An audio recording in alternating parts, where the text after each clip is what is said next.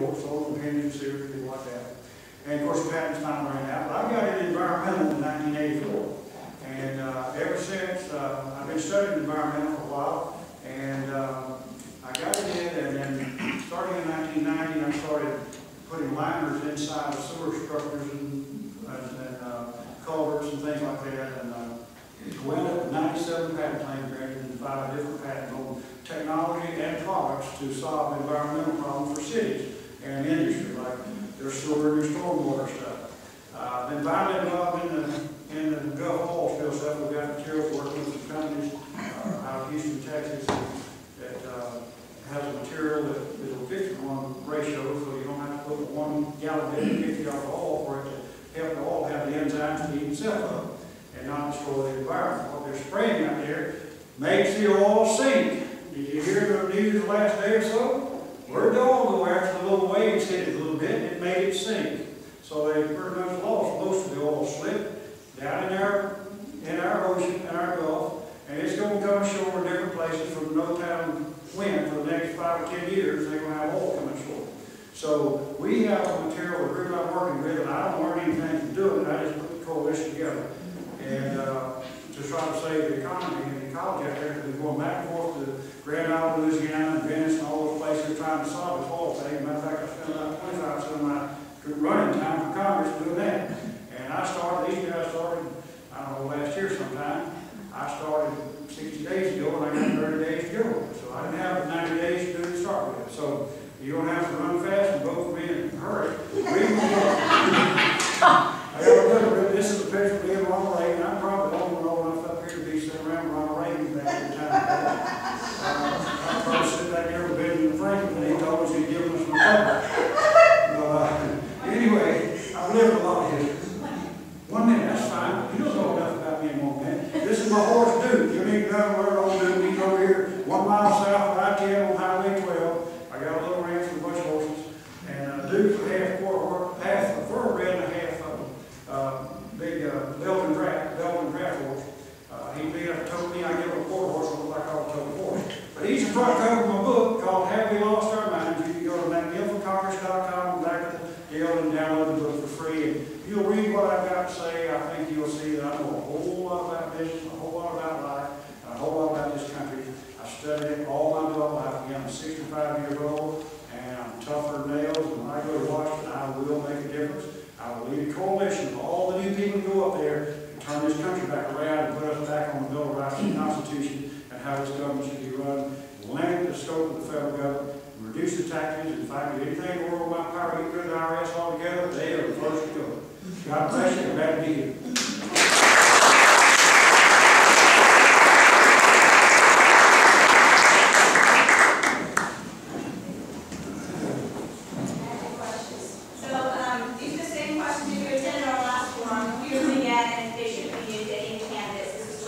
well-traveled territory. So we're just going to go ahead and kind of cover the same round, let them speak here and give responses. Each candidate will have 3 minutes, and then after each candidate has given their response, we'll have 1 minute if you would like to kind of maybe follow up with another comment after you've heard the other candidate speak. And I'm going to assume 30 seconds.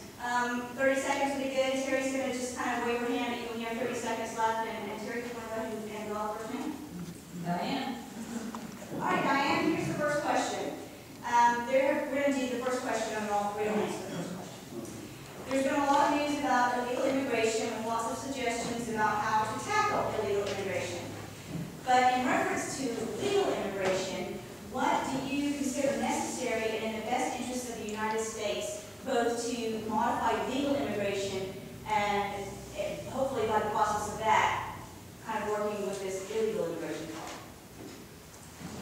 Well, I don't think we should modify a lot. I mean, if you came into this country, you should come in under the rules and laws that we have, and I don't really know that any of them have been a problem. You know, legal immigration is the problem, not legal. And why are we going to fix something on the side that's not broken and working with all these other countries? I mean, that's what we always try to do. We try to fix it on the side that is not the problem. It's just like our kids with school. Well, if you're from lower income, they've discovered that you don't seem to retain the information that you're supposed supposedly learned. So what we're going to do is extend the school year to make up for that. So I wouldn't do that much with our legal immigration laws. I mean, someone would have to point out to me something that's a problem, and I haven't worked in that area, so I wouldn't say, oh, we need to go in and do this. But we definitely need to work on our illegal, because that's where the problem is. And if we don't stop having them try to get us off on the things that are fixed instead of the things that are broken, nothing is going to change in this country. And so I'll go ahead and use my time to address, with the illegal immigration, I would definitely seal our borders. I would round up all the illegals.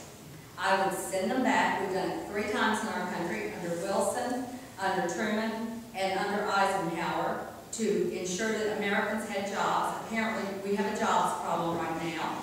We're extending people's unemployment, even though we're laying off teachers, we're extending people's unemployment. And I would definitely round them up, work out a guest worker program so that they can come back if they had a sponsor here. I would go into the employers and they would have to say that they will sponsor these people back into our country. And then they would have to do that every year, and then they could start on the path to legal immigration. But, you know, we have so many problems. I mean, if you just look at Amendment 14, that is allowing anchor babies to not only bring themselves and their mothers, but they bring 12 to 15 other people with them. And that is not the original interpretation of Amendment 14. We have allowed the courts through case law to change that. But under Amendment 14, that was only for slave babies. That's what it was intended to do, and we've allowed it to do other things. So if we don't get back to the Constitution, then we're not going to straighten out anything in this country. Thank you.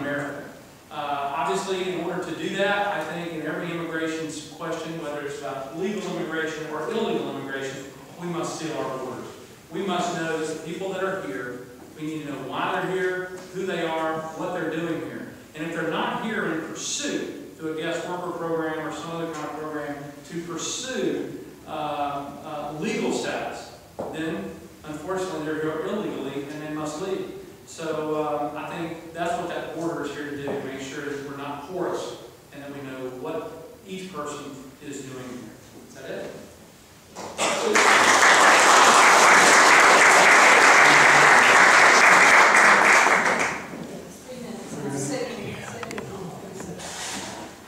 Well, I've got cousins that talk from left to back 40 across the creek, when in town